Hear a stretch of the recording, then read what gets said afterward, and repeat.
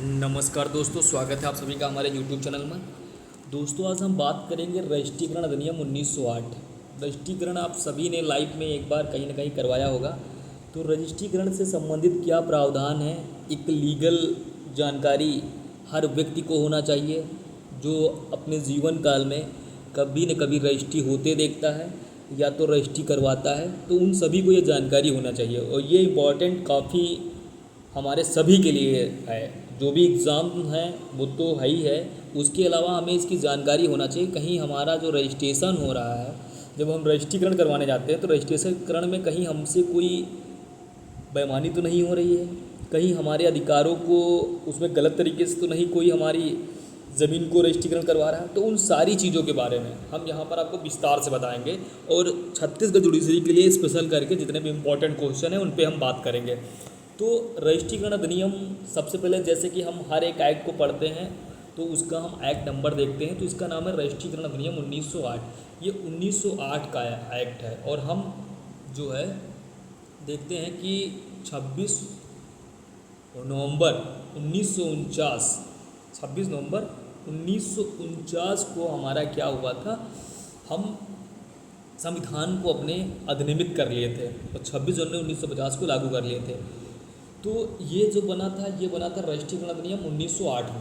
ठीक है, अधिनियम और एक्ट में मैंने एक बार अंतर बता दिया था, हमारी पिछली वीडियो जाके देख लेना, तो उसमें मैंने बता दिया था। तो यहाँ पर ये सारी बात ना करके हम डायरेक्ट बात करते हैं फैक्ट पे जो हमारे एग्ज़ाम को लेकर ज़रूरी है। तो इसका एक्ट नंबर 16 है। क्या नंबर है? एक्ट नंबर 16 है। ज़्यादातर जुडिशरी के एग्ज़ाम में एक्ट नंबर से कितने अध्याय हैं, कितनी धाराएँ हैं, इससे 1 से 2 क्वेश्चन आपको मिल जाते हैं। तो एक्ट नंबर इसका 16 है। इसमें अध्याय की संख्या 15 है और कुल धाराओं की संख्या 93 है। यानी कि इसमें धाराएं कितनी पढ़नी है? 93। और ये लागू कहाँ पर है? तो ये संपूर्ण भारत पे लागू है। और ये कब लागू हुआ है? 1 जनवरी 1909 को। आप एक एक्ट पढ़ेंगे 1908 का, CPC यानी कि सिविल प्रक्रिया संहिता भी आप 1908 की वो है, और रजिस्ट्रेशन एक्ट भी आपका 1908 का, वो भी लागू हुआ था 1 जनवरी 1909 को। ये लिख लीजिए, 1 जनवरी 1909 को भी CPC ने भी लागू हुआ था, रजिस्ट्रेशन एक्ट भी लागू हुआ था। और अधिनियमित तिथि क्या है? अधिनियमित किया गया था 18 दिसंबर 1908 को। यानी कि राष्ट्रपति जी ने संविधान के आर्टिकल 111 के द्वारा इस पर अपनी सहमति दे दी थी, या उस समय जो रहते थे उनके द्वारा जो सहमति दी गई थी 18 दिसंबर 1908 को। इसमें अनुसूची की संख्या 1 है। तो ये सारी बातें हो गई। फिर हम इसके पूरे स्ट्रक्चर पे बात करेंगे कि इसमें कितनी चैप्टर है, कितने भाग हैं और कितनी धाराएं हैं। तो भाग की बात की गई है हमारे, इसमें चैप्टर आप नहीं देखोगे कि अध्याय, इसमें जो भी पार्ट दिए गए, सेक्शन दिए, तो सेक्शनों को भाग में डिवाइड कर दिया गया। इसी तरीके से जब आप CPC पढ़ते हैं तो उस समय अध्याय न लिखकर भाग लिखा गया था और भागों के अंतर्गत धाराएं दी गई हैं। तो यहाँ पर भाग 1 में दिया गया है प्रारंभिक। प्रारंभिक जो है भाग 1, जो धारा 1 से लेकर 2 तक बात करता है। दूसरा है रजिस्ट्रीकरण स्थापन के विषय में। रजिस्ट्रीकरण स्थापन के विषय में धारा 3 से 16 तक बात की गई है। भाग 3 में रजिस्ट्रीकरणीय दस्तावेजों के विषय में बात की गई कि रजिस्ट्रीकरणीय दस्तावेज कौन से होंगे, उनके विषय में धारा 17 से 22 तक बात की गई है। भाग 4 है जो कहता है उपस्थापित करने के समय के विषय में। कहाँ पे बात की गई है? धारा 23 से 27 तक। फिर हम भाग 5 को देखते हैं। भाग 5 में बात की गई रजिस्ट्रीकरण के स्थान के विषय में 28 से 31 तक। भाग 6 में देखते हैं दस्तावेजों को रजिस्ट्रीकरण के लिए उपस्थापित करने के विषय में धारा 32 से 35 तक। फिर भाग 7 में बात करते हैं निष्पादी और साक्ष्यों की उपसंजात परिवर्तित कराने के विषय में 36 से 39 तक। भाग 8 ने बिलों की और दत्तक ग्रहण प्राधिकारों को स्थापित करने के विषय में 40 से 41 तक। फिर भाग 9 में बात करते हैं बिलों के निक्षेप के विषय में 42 से 46 तक। भाग 10 में बात करते हैं रजिस्ट्रीकरण और रजिस्ट्रीकरण के परिणामों के विषय में 47 से 45 तक। रजिस्ट्रीकरणकर्ता अफसरों के कर्तव्य और शक्तियों के बारे में 51 से 70 तक, और रजिस्ट्रीकरण के इनकार के विषय में 71 से 77 तक बात करते हैं। और रजिस्ट्रीकरण तलाशी और प्रक्रियों के लिए फीसों के बारे में जो है बात किया जाता है 78 से 80 तक। और सस्तियों के विषय में या दंड के विषय में 81 और 84।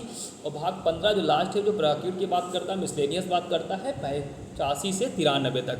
तो देखा कि आपने इसमें भाग, तो पहली बात प्रारंभिक हो गई, फिर रजिस्ट्रीकरण की बात हो गई, फिर रजिस्ट्रीकरण दस्तावेज के बारे में, यानी कि क्या होगा, पहले प्रारंभिक बात कर दी गई होगी, फिर उसी का रजिस्ट्रीकरण के बारे में, स्थापन की कौन सा स्थापन होगा, कहाँ पर वो स्थान होगा, कौन से वो निकाय होंगे जहाँ पर उनका रजिस्ट्रीकरण होगा, उसके बारे में, तो फिर किसका होगा, रजिस्टर मतलब दस्तावेजों का होगा, तो दस्तावेज के बारे में होगा, दस्तावेज जो कराएगा तो उपस्थित होना पड़ेगा, तो भाग 4 उपस्थित होने के लिए बना दिया गया। उपस्थित होने के बारे में, कहाँ उपस्थित होना, किसी स्थान पे होना है, तो अगला भाग स्थान के विषय में बना दिया कि रजिस्ट्रीकरण के स्थान के बारे में।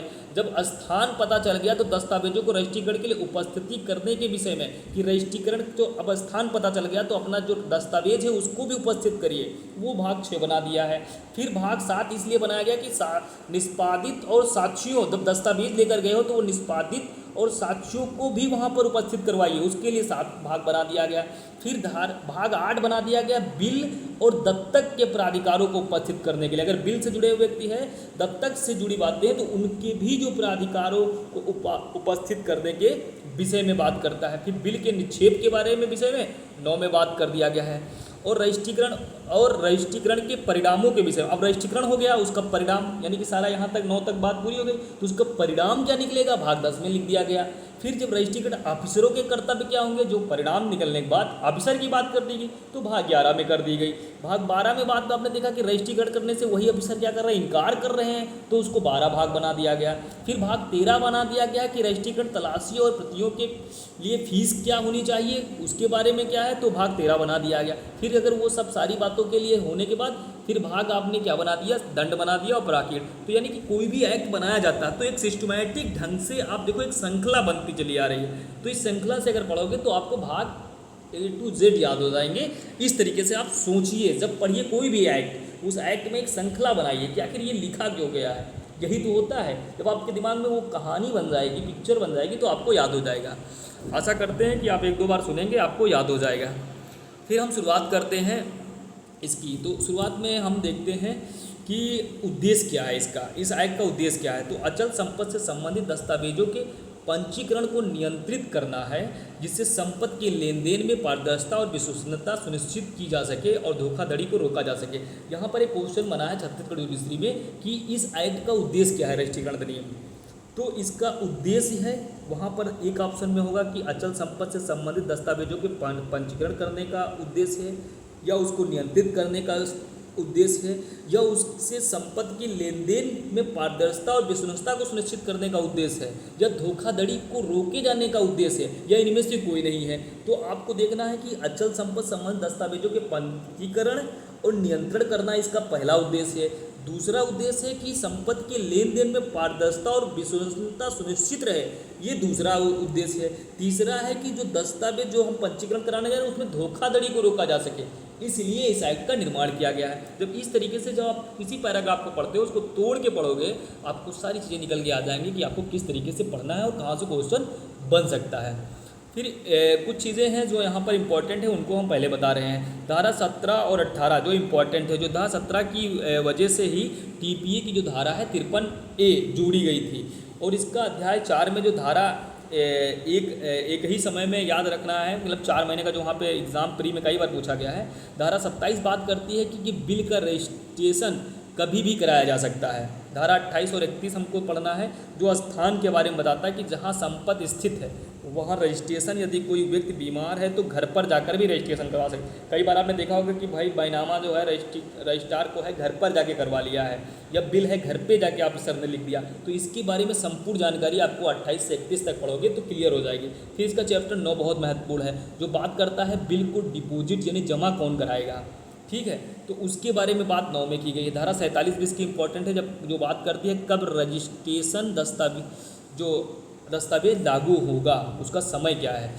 एक 50 धारा बात करती है कि दस्तावेजों को पंजीकृत न कराने के परिणाम क्या है। अगर कोई दस्तावेज है, आपने किसी का खेत वेत ले लिया है, आपने किसी का पट्टे वट्टे पे करवा लिया है, उसका अगर पंजीकरण नहीं करोगे तो उसका क्या परिणाम होगा, उसके बारे में यहाँ पर बात की गई 49 में। धारा जो चैप्टर इसका 12 है वो बताता है कि पंजीकरण कराने से कब इनकार किया जा सकता है, कब आपका बैनामा नहीं लिखा जा सकता है, रजिस्ट्रीकरण नहीं होगा, उसके बारे में पंजीकरण करने के बारे में बताया गया इनकार, वो चैप्टर 12 में है, ये भी इम्पॉर्टेंट है। अध्याय 13 आपकी बताता है कि फीस के बारे में बात करता है। राज्य सरकार शुल्क की तालिका तैयार करता है। आपने देखा होगा जब भी आप तहसील स्तर पे जाते होंगे, तहसील स्तर पे जो भी आपके बैनामा होते हैं, रजिस्ट्रीकरण वहाँ पे होता, तो आपने देखा होगा कि वहाँ पर सर्किल वाइज एक रजिस्टर रखा होता है जिसमें आप एरिया वाइज देखते हो कि यहाँ पे कितना गवर्नमेंट सरकारी रेट क्या है। तो उस बारे में भी यहाँ पर सारी बातें आप चैप्टर 13 में देखोगे। चैप्टर 14 जो बात करता है दंड की बात, कि झूठे दस्तावेज पेश कराने पर जो है पेनाल्टी के विषय में बताया गया है। तो इस तरीके से हमने आपको बताया कि क्या चीज़ें इसमें ज़्यादा इम्पोर्टेंट है। तो पहली धारा देखते हैं कि धारा 1 जो बात करती है कहाँ पर लागू होगा ये एक्ट, संक्षिप्त नाम, वो सारा बात बताता है, तो ये संपूर्ण भारत पर लागू होता है। फिर इसकी हम धारा 2 देखते हैं, परिभाषा। परिभाषाओं में सबसे पहले बात की गई है 2(1) में अभिवर्णन की। अभिवर्णन का मतलब है किसी व्यक्ति के निवास स्थान, पेशे, व्यापार, पद एवं उपाधि के रूप में परिभाषित किया गया। अभिवर्णन का मतलब है कि किसी व्यक्ति का निवास स्थान, पेशा, व्यापार, पद एवं उपाधि इसके रूप में यहाँ पर परिभाषित किया गया, तथा भारतीयों के मामले में उसकी माता या पिता का नाम भी उल्लेख किया गया है यहाँ पर, जैसे कि ए पुत्र जो है, बी पेशा जो है, व्यापार, निवासी दिल्ली भारत, ऐसी सारी बातें वहाँ पर की गई है। फिर 2 में पुस्तक की बात की गई। पुस्तक के अंतर्गत क्या शामिल है, तो पुस्तक में शामिल है किसी भी पुस्तक का एक अंश, किसी भी पुस्तक या पुस्तक के किसी भाग को बनाने के उद्देश्य से एक साथ जुड़ी कई सीटें या संख्या, तो वो सारी चीज़ें पुस्तक में शामिल हैं। फिर 3 में हमारी परिभाषा दी गई है जिला की और उपजिला की। फिर 4 में बात की गई जिला न्यायालय की। जिला न्यायालय के अंतर्गत ये क्या बताते हैं कि जिला न्यायालय के अंतर्गत अपनी मामूली आरंभिक सिविल अधिकारिता में काम करता हुआ उच्च न्यायालय आता है। फिर डिस्ट्रिक्ट कोर्ट में हाई कोर्ट भी शामिल है यहाँ पर जो बात की गई है।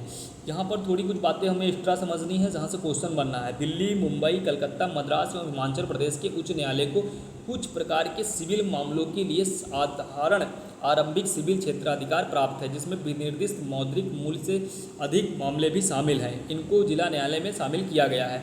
फिर आपका 5वें में पृष्ठांकन एवं पृष्ठांकित की बात की गई है। पंजीकरण अधिकारी द्वारा पंजीकरण के लिए प्रस्तुत दस्तावेज से जुड़ी राइटर या कवरिंग सील पर लिखित प्रविष्टि से है। उदाहरण के लिए हम देखते हैं एग्जाम्पल कि एक विक्रय विलेख पंजीकरण के लिए प्रस्तुत किया जा रहा है। पंजीकरण अधिकारी जो है कवरिंग स्लिप पर पंजीकरण की तारीख, पंजीकरण संख्या तथा यह दर्शाने वाले नोट अंकित करता है कि दस्तावेज पर उचित रूप से मुहर लगाई गई है तथा उसका सत्यापन किया गया है, तो उसे क्या बताते हैं, पृष्ठांकन या पृष्ठांकित।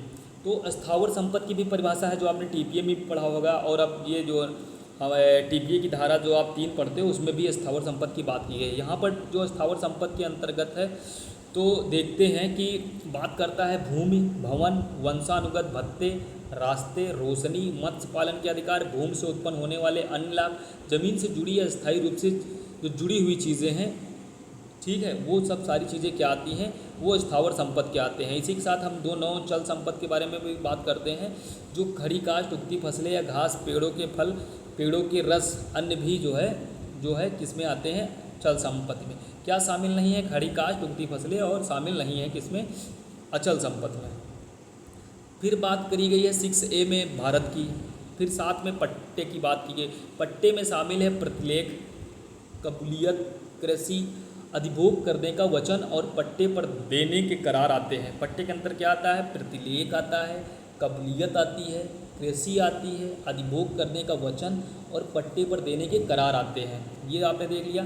फिर अप्राप्त वचन, अप्राप्त व्यय क्या होता है, तो अप्राप्त व्यय जो अपने व्यक्तिगत कानून के अनुसार वयस्क नहीं हुआ है, ठीक है, वो क्या कहलाता है, अप्राप्त व्यय। 2(8) में परिभाषित है। 2(10) आपको देखना है, प्रतिनिधि। प्रतिनिधि अप्राप्त व्यय है तो उसका संरक्षक, पागल या जड़ है तो सुपुर्द या अन्य विधिक प्रबंधक आते हैं, क्या आते हैं, प्रतिनिधि।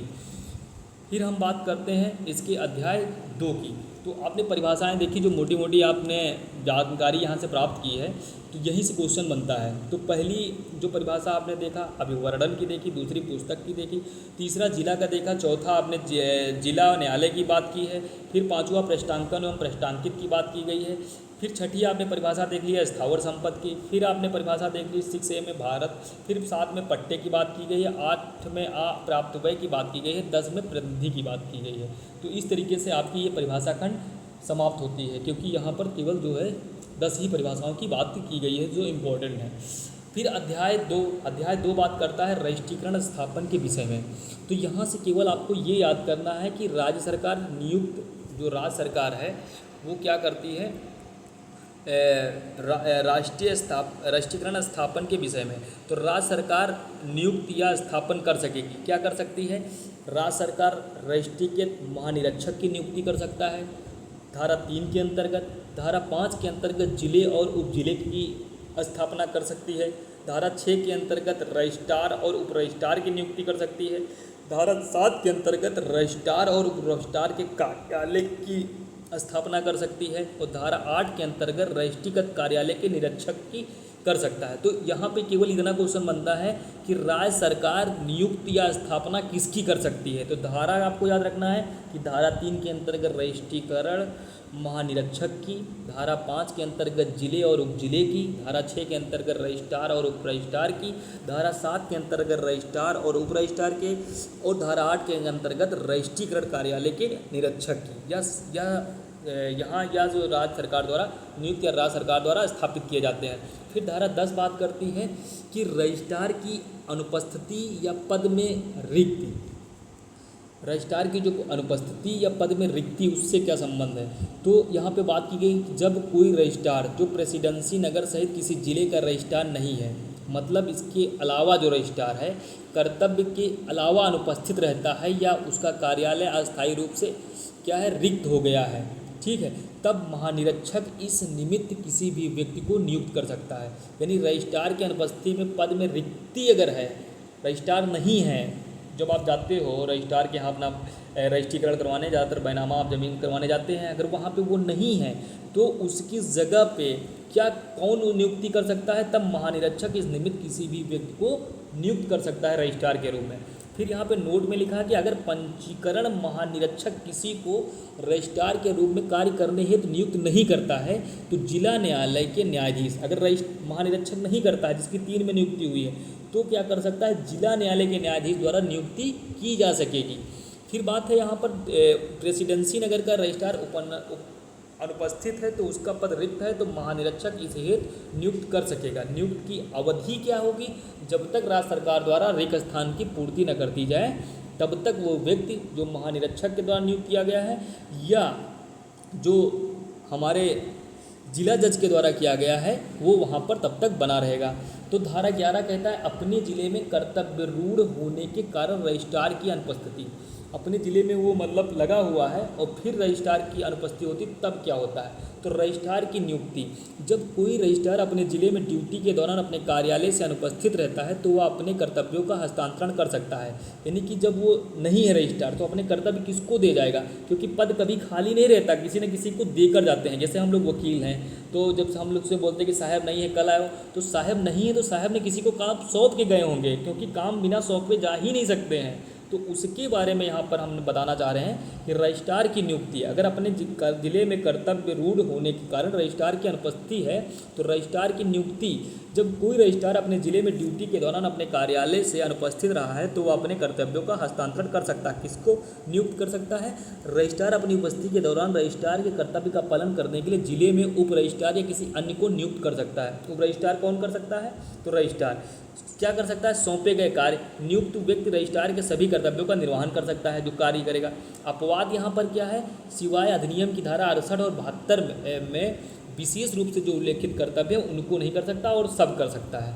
फिर धारा 12 हम बात करते हैं। धारा 12 करता है कि जब उप रजिस्ट्रार अनुपस्थित है तब रजिस्ट्रार इस हेतु किसी भी व्यक्ति को इस निमित्त नियुक्त कर सकता है। अगर उप रजिस्ट्रार भी नहीं है तो वो किसी भी व्यक्ति को नियुक्त कर सकता है। कौन करेगा? रजिस्ट्रार करेंगे। धारा 13 कहती है कि धारा 10 और 11 और 12 के अधीन नियुक्तियों की रिपोर्ट कौन करेगा, किसको करेगा? तो कौन करेगा? महानिरीक्षक करेगा।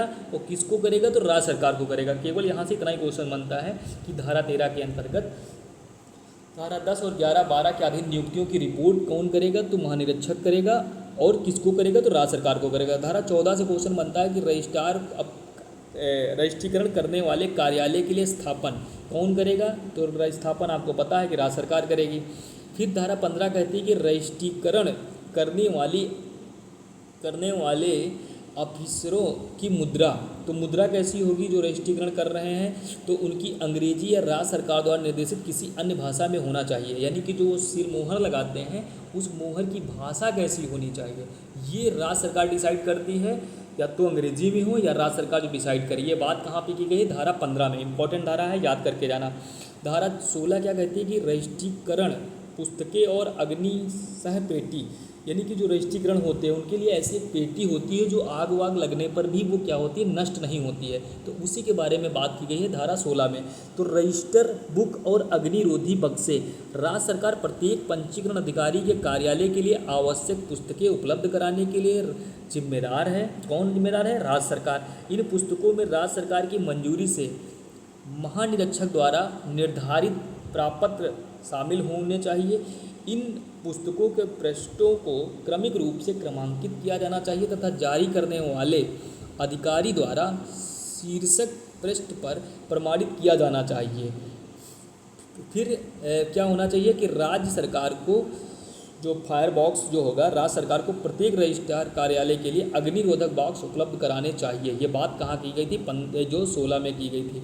फिर 16 एक इसी के साथ पढ़ना होता है कि पुस्तकों का कंप्यूटर, फ्लॉपी और डिस्को इत्यादि में रखा जाए, मतलब जो भी होगा तो उनकी सारी चीज़ों की कंप्यूटर, फ्लॉपी और डिस्को इत्यादि में रखा जाएगा। सारे दस्तावेज ई फॉर्म में रखा जाएगा। ये संशोधन के द्वारा जोड़ा गया है। फिर अगला चैप्टर हमको अगला जो अध्याय मतलब जो यहाँ पर भाग पढ़ना है तो वो बात कर रहा है रजिस्ट्रीकरणीय दस्तावेज के विषय में कि रजिस्ट्रीकरणीय दस्तावेज क्या है। तो धारा 17 कहता है कि दस्तावेज जिनका रजिस्ट्रीकरण अनिवार्य है। रजिस्ट्रीकरणीय दस्तावेज क्या है? धारा 17 बोलती है कि कुछ चीज़ें हैं जिनका रजिस्ट्रीकरण करवाना अनिवार्य है और दस्तावेज जिनका रजिस्ट्रीकरण वैकल्पिक है। 17-18 बहुत इंपॉर्टेंट है कि किन दस्तावेजों का रजिस्ट्रीकरण अनिवार्य है और किन का वैकल्पिक है, वो 18 में है। धारा 17 बात करती है कि दस्तावेज जिनका रजिस्ट्रीकरण अनिवार्य है, स्थावर संपत्ति से संबंधित, इमूवेबल प्रॉपर्टी से संबंधित कौन से दस्तावेजों को कानूनी रूप से वैध होने के लिए पंजीकृत करवाना अनिवार्य है, यानी उनका पंजीकरण अनिवार्य है। तो 17(1)(a) में कहता है स्थावर संपत्ति के दान की लिखित, अगर कोई भी जो अपनी संपत्ति को दान करता है उसकी लिखत। फिर बात करता है 17(1)(b) में कि अन्य निर्वसती वसीयत जो स्थावर संपत्ति 100 रुपये या उससे अधिक मूल्य के किसी भी अधिकार हित को बनाते हैं या समाप्त करते हैं उनका। ठीक है, तो अन्य निर्वसतीय लिखत का पंजीकरण आवश्यक है जो अचल संपत्ति में किसी अधिकार या हित को बनाते हैं या समाप्त करते हैं। स्थावर संपत्ति के पट्टे का पंजीकरण आवश्यक है जो लीज पर है। पट्टे का वर्ष दर वर्ष या 1 वर्ष से अधिक अवधि के लिए पंजीयन है या वार्षिक किराया आरक्षित है। अगर 1 वर्ष ज़्यादा है तो फिर वार्षिक किराया आरक्षित है तो उसका भी पंजीयन रजिस्ट्रीकरण करवाना अनिवार्य है। किसी न्यायालय के आदेश या डिग्री या पंचाट को हस्ताक्षरित या समुद्देशित करने वाले गैर वसीयती दस्तावेजों को पंजीकरण कराना जब ऐसी डिग्री या आदेश या पंचाट 100 रुपये से अधिक है तो उनका भी रजिस्ट्रीकरण करवाना अनिवार्य है। फिर 17(1)(a) पंजीकरण जो संपत्ति अंतराल अधिनियम 1882 का TPA के तहत हस्तांतरण को पंजीकरण अधिनियम 1908 के तहत धारा 171 अनिवार्य रूप से पंजीकरण किया जाना चाहिए, बात करती है। 17(1) के अपवाद उपनियम 2 में दिए गए हैं। तो निम्नलिखित दस्तावेजों के पंजीयन की आवश्यकता नहीं है। किसकी? समझौता विलेख की नहीं है, शेयर अंशों से संबंधित दस्तावेज की नहीं है, डिवेंचर की नहीं है, कोई भी दस्तावेज जो स्थावर संपत्ति 100 रुपये से कम का है उसका भी नहीं करना है। अचल संपत्ति के संबंधों में न्यायालय का कोई आदेश या डिग्री जो वाद का विषय है उसका नहीं करवाना है। सरकार द्वारा स्थावर संपत्ति के विषय में भी अनुदान की नहीं करवानी है। राजस्व अधिकारी द्वारा किए गए विभाजन की लिखत का भी करवाना आपको रजिस्ट्रीकरण अनिवार्य नहीं है। कोई भी आदेश जो उधार अनुदत्त किसके प्रति संदाय को प्रतिभूत करने वाली लिखत हो उसका भी रजिस्ट्रीकरण अनिवार्य नहीं है। बंधक विलेख पर किसी पृष्ठांकन जिससे पूरे बंधक का धन स्वीकृत हो उसका भी कराने की जरूरत नहीं। राजस्व ऑफिसर द्वारा नीलामी दिए गए प्रमाण पत्र रजिस्टर्ड पंजीयन कराना आवश्यक नहीं है। फिर 18 आपको बात करती है कि दस्तावेज जिनका पंजीयन वैकल्पिक है, दान की विलेखों और विलेखों से भिन्न, दान की विलेख और बिलों से भिन्न दस्तावेज जिनका पंजीयन आवश्यक नहीं है लेकिन संबंधित पक्षों के विवेक पर चाहें तो वो पंजीयन करवा सकते हैं। दस्तावेजों के प्रकार जैसे इनमें से 100 रुपये से कम मूल्य की स्थावर संपत्ति में 100 रुपये मूल्य से कम के कोई भी अधिकार, शीर्षक या हितों का सृजन, घोषणा, समुद्देशन, सीमा निर्माण का या समाप्ति करने वाले दस्तावेज दान व बिल के अलावा शामिल हैं। ऐसे अधिकारों के लिए विचार को स्वीकार करने वाले उपकरण 1 वर्ष से कम अवधि के लिए अचल संपत्ति के पट्टे से संबंधित दस्तावेज का पंजीयन वैकल्पिक है। धारा 18(a) कहता है कि पंजीकरण के लिए प्रस्तुत दस्तावेजों के साथ उनकी सत्यापित प्रतिलिपि भी संलग्न होनी चाहिए। मतलब जो पंजीकरण कराए हो उससे सत्यापित जो प्रतिलिपि है उसका भी होना जरूरी है। ये बात कहाँ पे की गई है? 18A में। 19 में बात की गई है कि पंजीकरण से कब मना कर सकता है। तो जब दस्तावेज ऐसी भाषा में है जिसे पंजीकरण अधिकारी नहीं समझ पाता है, तो सही अनुवाद कर दे तो पंजीकरण कर सकते हैं, नहीं तो मना कर सकता है। 20 में बात की गई है कि यदि दस्तावेज में कोई परिवर्तन है तो निष्पादित करने वाला व्यक्ति अपने हस्ताक्षर या आज्ञा अनुसार प्रमाणित करना होगा, अन्यथा रजिस्ट्रेशन अधिकारी उससे पंजीकरण करने से इनकार सकते हैं। क्या करना है? यदि दस्तावेज में कोई परिवर्तन है तो उसको करोगे तभी वो करेगा, नहीं तो इनकार कर देगा। 21 में बात की गई कि अचल संपत्ति से संबंधित कोई भी दस्तावेज पंजीकरण के लिए तब तक स्वीकार नहीं किया जाएगा जब तक कि संपत्ति की पहचान के लिए पर्याप्त विवरण। अब देखा होगा आपने, फोटो लगने लगा है आदमी का खड़ा होकर, तो यानी पहचान के लिए जब तक पर्याप्त वो चीज़ें नहीं होंगी तब तक वो नहीं करेगा। ये बात कहाँ की गई है? 21 में। 21A कहता है अनापत्ति प्रमाण पत्र NOC बनवाना होता है। ठीक है, तो NOC कहते हैं, जब भी आप बनामा कराना चाहते हो तो कहते हैं NOC पहले बनवा लो। फिर अचल संपत्ति संबंधित कोई भी गैर वसीयती दस्तावेज पंजीकरण के लिए तब तक स्वीकार नहीं किया जाएगा जब तक कि उपायुक्त द्वारा NOC जारी नहीं किया जाएगा। ठीक है, ये भी इम्पोर्टेंट धारा थी।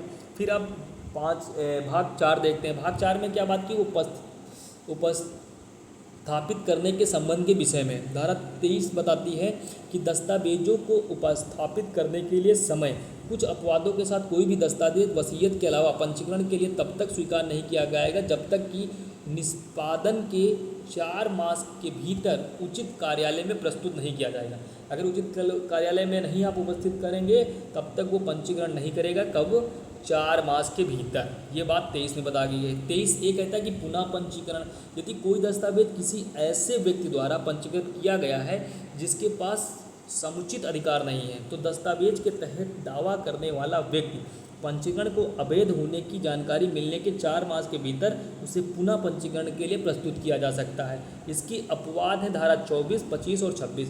24 बात करती है कि यदि किसी दस्तावेज पर अलग व्यक्तियों द्वारा अलग तिथियों पर हस्ताक्षर किए गए हैं तो भी उसे पंजीकृत किया जाएगा। जैसे A ने 1 जनवरी को किया, B ने 1 फरवरी को किया और 1 फरवरी से 4 महीने गिने जाएंगे। 25 कहते हैं कि अर्जेंट आवश्यकता या अपरिहार्य दुर्घटना से देरी हुई है तो अतिरिक्त 4 महीने का समय मिल सकता है। ठीक है, फाइन 10 गुना मैक्सिमम लगेगा। भारत से अगर बाहर निष्पादित दस्तावेज को उचित पंजीकरण शुल्क के भुगतान पर 4 माह के बाद भी भारत आने पर उसका पंजीकरण किया जा सकता है। ये 26 में बात की गई। धारा 27 बात करती है कि वसीयत को किसी भी समय पंजीकरण के लिए प्रस्तुत किया जा सकता है या जमा किया जा सकता है। किसको? वसीयत को किसी भी समय पंजीकरण के लिए प्रस्तुत किया जा सकता है या जमा किया जा सकता है। यह बात धारा 27 में बात की गई। भाग हम अब देखते हैं 5 में बात की गई कि रजिस्ट्रीकरण के स्थान के विषय में। तो धारा 28 कहती है कि अचल संपत्ति से संबंधित दस्तावेजों को उस उप पंजीयक के कार्यालय में पंजीकृत किया जाना चाहिए जिसके उप जिले में संपत्ति या उसका कोई भाग स्थित है। इसीलिए लोग जाते हैं, उसी तहसील में जाएंगे जहाँ पर वो ज़मीन स्थित होती, वहीं पर वो बैनामा लिखा जाता है, रजिस्ट्रीकरण होता है। यही बारे में बात बहुत इंपॉर्टेंट धारा 28 है कि चल संपत्ति से संबंधित दस्तावेजों को उस उप पंजीयक के कार्यालय में पंजीकृत किया जाना चाहिए जिसके उप जिले में संपत्ति या उसका कोई भाग स्थित है। 31 धारा कहती है निवास स्थान में रजिस्ट्रीकरण। जब कोई विशेष कारण हो, अभी मैंने जो आपको बता दें घर जाके कर लेंगे, तो निवास स्थान में रजिस्ट्रीकरण जब विशेष कारण हो तो पंजीयन अधिकारी किसी व्यक्ति के निवास स्थान पर उपस्थित हो सकता है, जैसे बिल के मामले में पक्षकार की तबीयत अत्यधिक खराब होने पर। तो ये बात कहाँ पे की गई थी? धारा 31। इंपॉर्टेंट है, याद रखना है। फिर भाग आप देखेंगे 6। भाग 6 की बात की गई दस्तावेजों को रजिस्ट्रीकरण के लिए उपस्थित करने के विषय में। यहाँ पर जो बात की गई है 32 में बात की गई दस्तावेजों को रजिस्ट्रीकरण के लिए उपस्थापित करने वाले व्यक्ति कौन प्रस्तुत कर सकता है? एक व्यक्ति वह व्यक्ति जिसने दस्तावेज निष्पादित किया है। दूसरा वो जो दस्तावेज निष्पादित करने वाले व्यक्ति का प्रतिनिधि नियुक्त है या एजेंट या पावर ऑफ अटॉर्नी द्वारा नियुक्त व्यक्ति, ये कर सकते हैं। और इसी के साथ धारा आपको 33 पढ़नी होती है कि मान्यता प्राप्त पावर ऑफ अटॉर्नी कैसे निष्पादित और प्रमाणित किया जाना चाहिए। तो भारत के भीतर